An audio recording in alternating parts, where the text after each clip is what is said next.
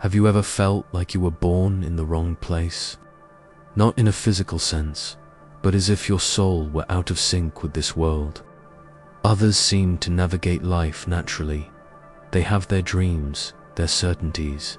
But you carry a vague feeling that something greater is missing, as if you were speaking a language no one understands.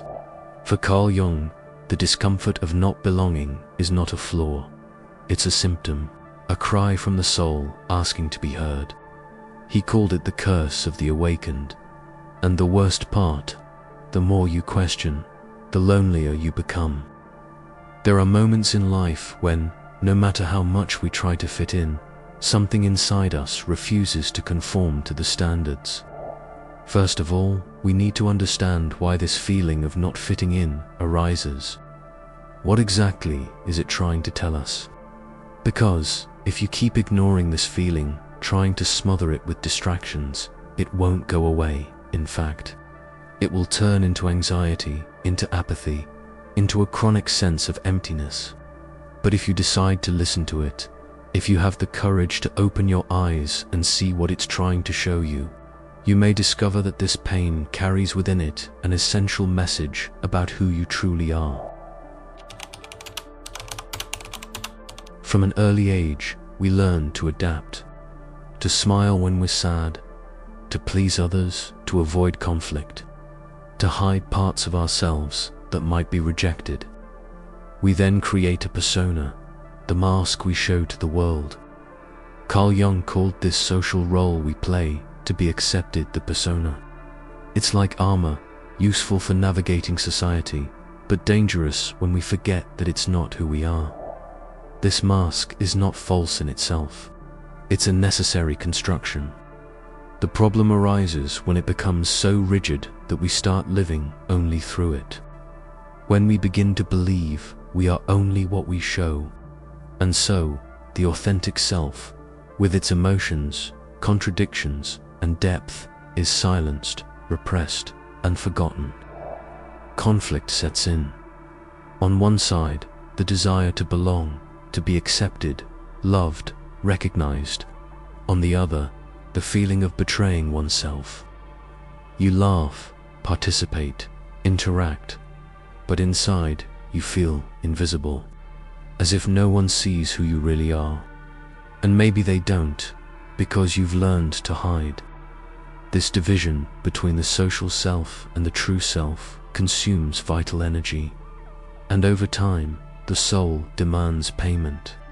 The body feels it. Anxiety comes, unexplained fatigue, emotional outbursts.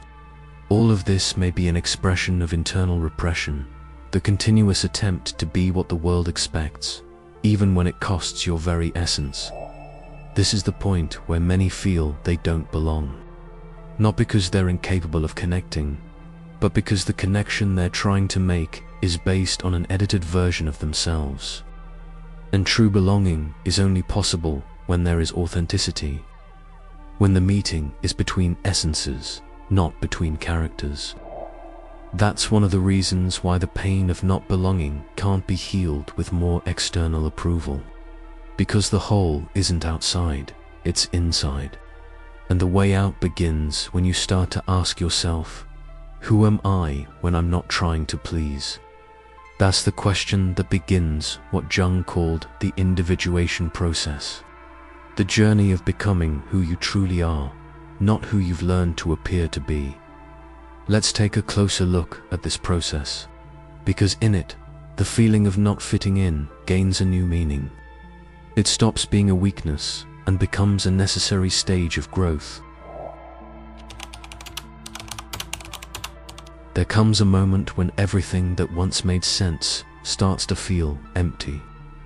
The routine becomes heavy, conversations sound shallow, plans lose their sparkle, and you feel that something needs to change, even without knowing exactly what. For Jung, this discomfort is a natural impulse of the soul toward individuation.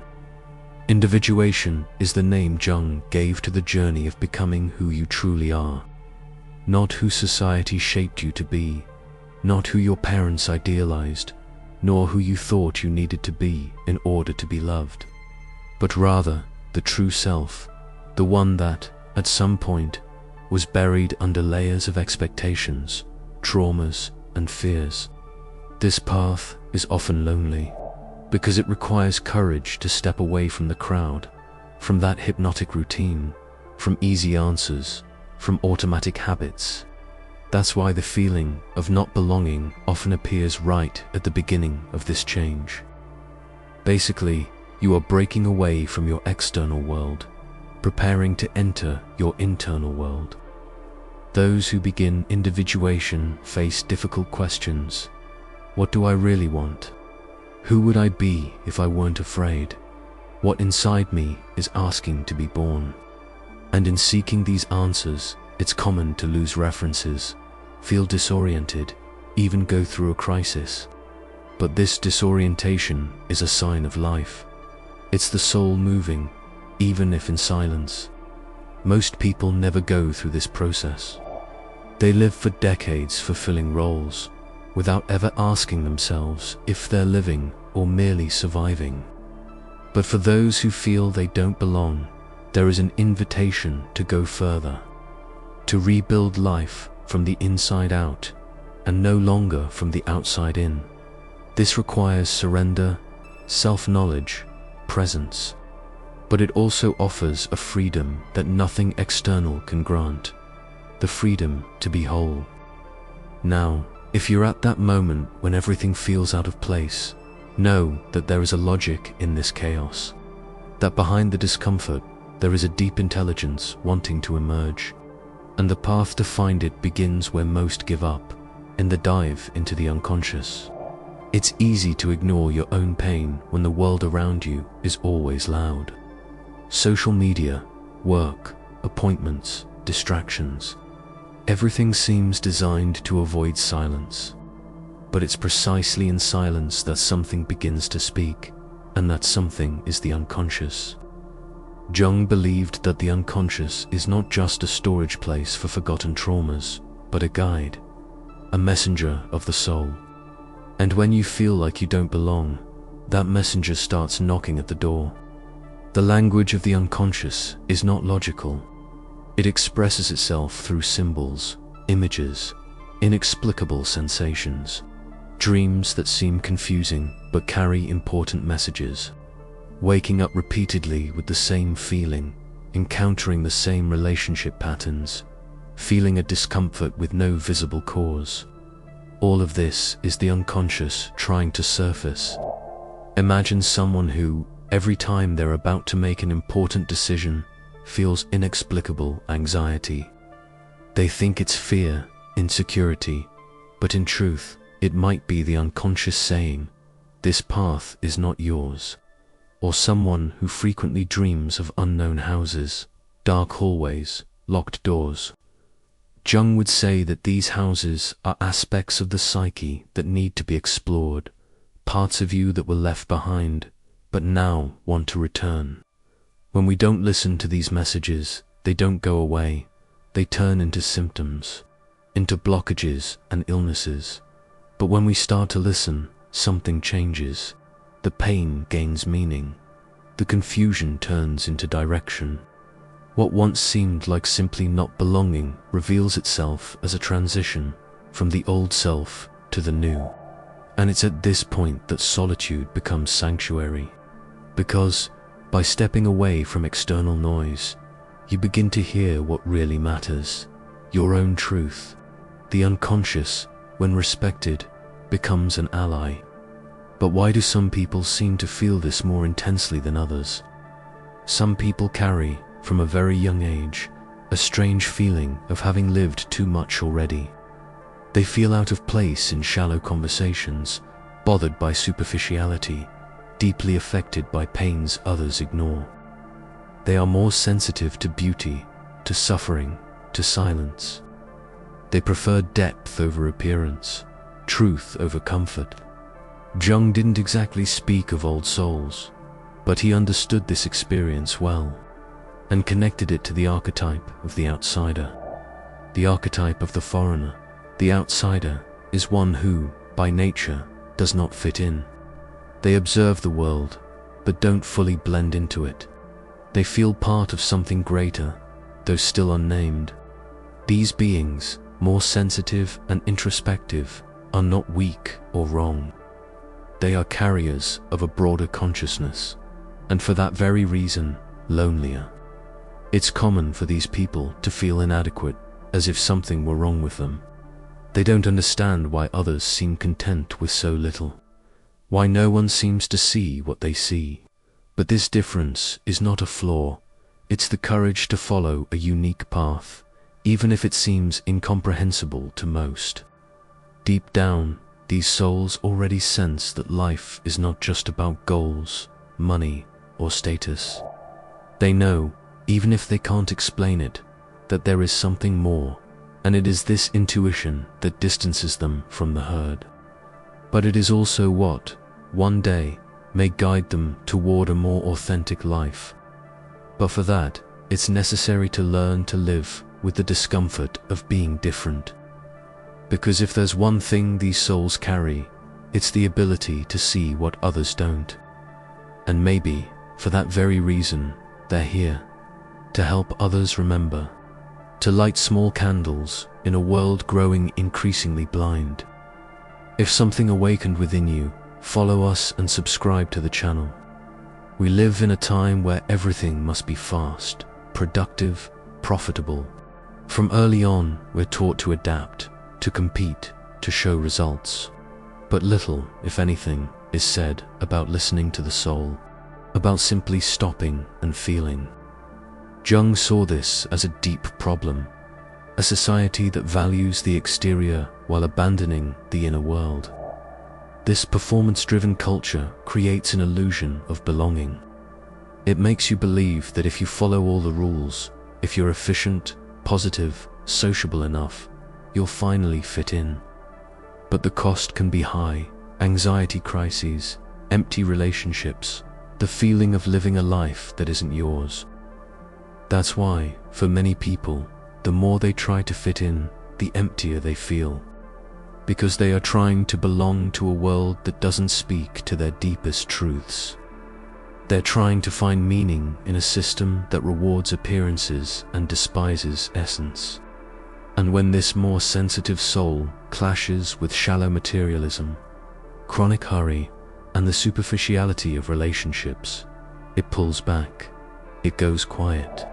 Because, in truth, it seeks something more, something that can't be found in shop windows or job titles.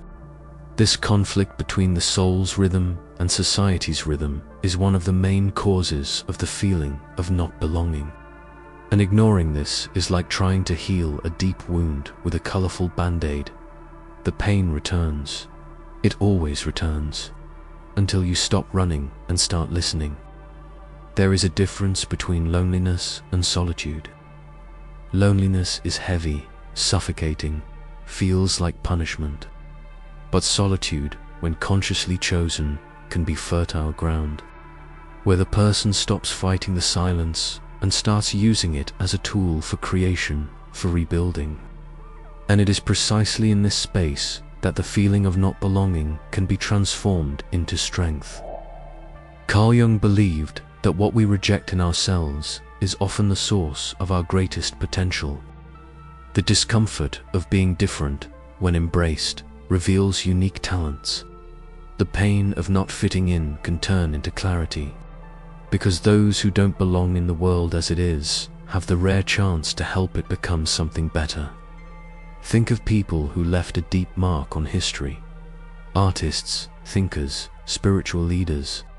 Many of them lived as outsiders, marginalized, misunderstood, alone.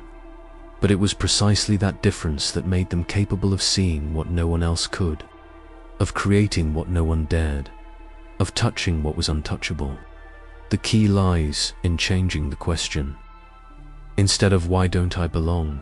try, "what can I create from this place?" That's when the energy shifts, and the world, which once seemed hostile, becomes the stage where your uniqueness can flourish. This doesn't mean the path will be easy, but it means it can be true. And in the end, That's what matters most. To live a life that makes sense, even if few understand. To walk with integrity, even if the price is misunderstanding.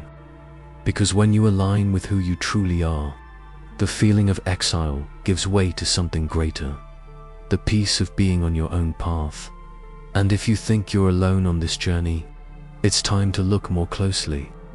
Maybe you're just surrounded by the wrong people. The greatest trap for those who feel different is to believe they are alone. That no one else thinks like you, feels like you, suffers like you. But that's not true. There are thousands, maybe millions of people around the world feeling exactly what you feel, just in silence. People who are also asking what they're doing here. The good news is that you don't have to wait for the world to change to start feeling at home. True belonging is born when you connect with who you really are, without masks, without needing approval, without trying to fit where your soul doesn't belong. And when that happens, something changes. You start to attract people who are also on the same path. That's why, instead of trying to belong to the world as it is, start building a world where you belong. It can start small, a moment of silence each day, an honest conversation, a book that touches you deeply, a note from a dream, a group where ideas like these are discussed. Simple steps, but together they form a path. The fact that you've made it this far already shows that something in you is awake. Something that isn't content with the superficial, that seeks meaning, depth. Allow yourself to be whole, to move forward with the certainty that not belonging to the old world is the first step to creating a new one. If you enjoyed this content and want to understand more about life's questions, subscribe to the channel and share this video with those who are also among the awakened.